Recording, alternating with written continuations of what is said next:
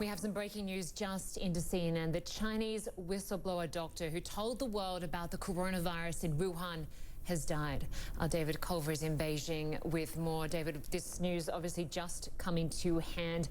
A very young doctor there in Wuhan. You spoke to him early this week. Just explain what you now know. Linda, this is devastating. And my colleagues and I here in Beijing, we connected with him. In fact, you saw in that story that just ran, my producer Young, who's in the room here with me, he was the one who first made contact with him. And he wasn't talking to any foreign media at the time. Dr. Li Wenliang had become really well known here after in late December. He was really inadvertently put out a message to some of his friends, his classmates from his medical school, telling them that something was going around that was similar to SARS. He said, be careful with your families, be careful with your loved ones. And that was it. He didn't expect that to go anywhere. Somebody screenshotted that. It went viral. His name was attached, and he got called into the health commission locally there in Wuhan. And they asked him how he got that information. Shortly thereafter, they started releasing more information publicly about the outbreak. And then they closed that now infamous seafood market.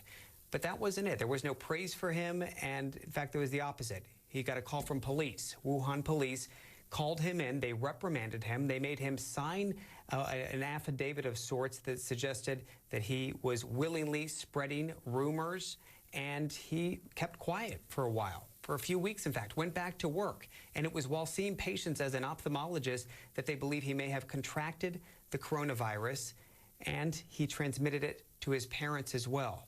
Well, what we've known since is that he is one of several doctors, in fact, they believe at least 8 altogether, who were blowing whistles here early on and trying to sound the alarms and trying to make sure that local authorities in particular knew what was going on.